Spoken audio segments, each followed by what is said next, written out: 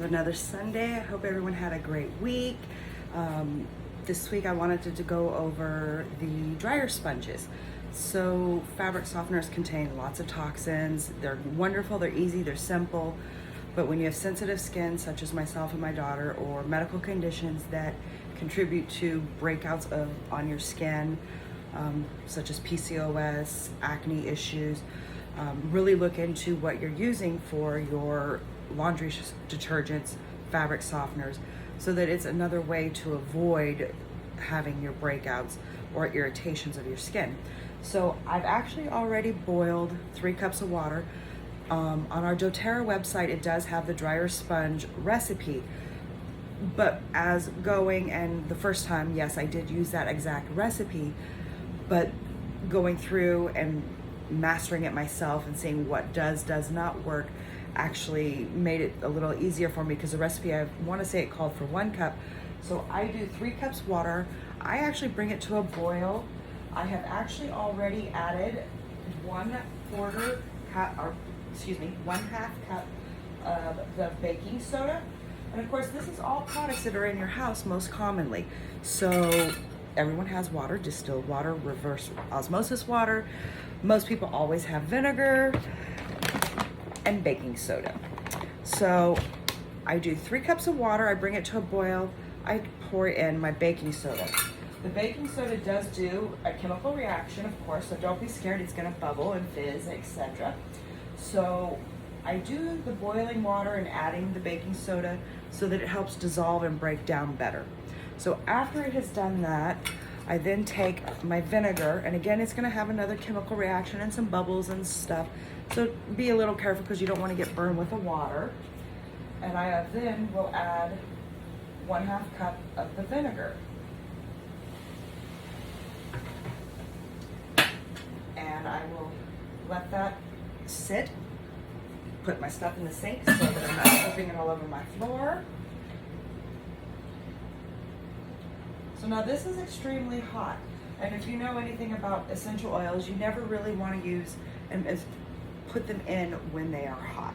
So letting it come down a little bit in temperature is an easy thing to do. Go and do another chore. It really only takes about 5 minutes to do this, as long as you get your water boiling and you have everything situated. So the dryer sponges really are a lifesaver because they're reusable. Now I do get rid of them after a while. These are my newest ones. I took 1 whole sponge and cut it into squares. So I had 3 sponges, and I have my glass jar. So after each time of using them, because I put 2 in my dryer with a wool dryer ball. Wool dryer balls help with static. So does the vinegar, etc. But this eliminates all static, honestly. And I don't put any oil on that because I use my dryer sponges. So these sponges are gonna go back into my glass jar once I finish mixing everything. Usually, depending on weather, how much laundry I'm doing, this recipe will last me easily a month. So I'm only doing this about once a month. If there's extraordinary circumstances in the house where I'm doing extra laundry, etc., then maybe not as long. But that's also why I do the larger portion of water, because it does last longer. So the other thing I do is, after it has come down in temperature, over a sink, and let me turn my little camera a little bit, over the sink area, I put my jar in so that I am not going to make a mess anywhere, and I'm not going to take a chance of getting myself burned. Okay? And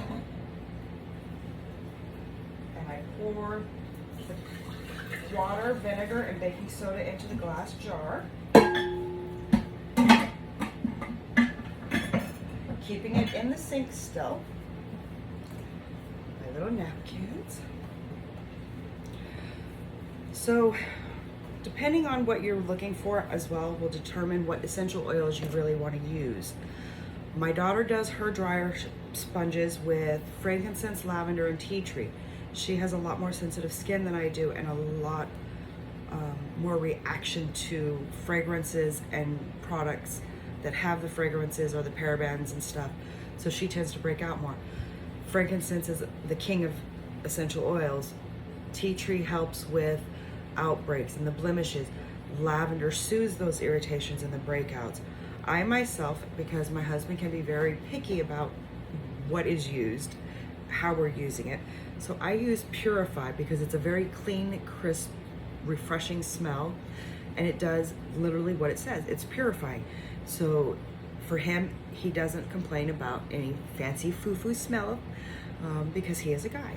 So as that's coming to cooling, I add, because I've done 3 cups, I'll add about 15 to 20 drops versus the 10 drops that the recipe actually calls for. So 2, 4, 5, 6, 7, 8, 9, 10, 11, 12, 13, 14, 15, 16, 17, 18, 19, 20, 21, 22, 23, 24, 25. So this go around I put in 25.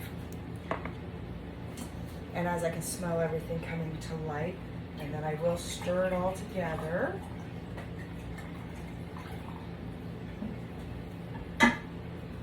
Take my little sponges.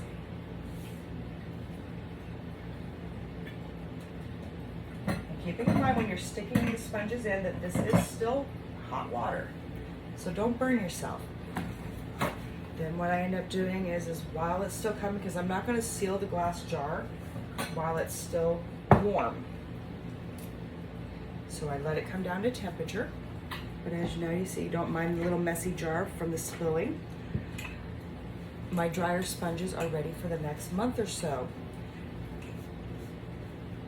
So I put 2 of those in.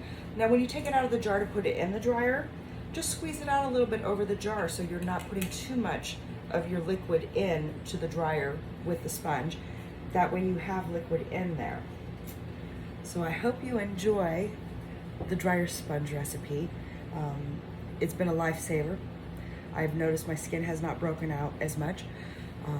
Of course, with humidity, my skin will, but I'm not having reactions to the fabric softeners and the laundry soaps because of these simple little DIYs that I've been exposed to and enriched with and empowered with through doTERRA. So I hope you all have a great Sunday, and we'll see you next Sunday.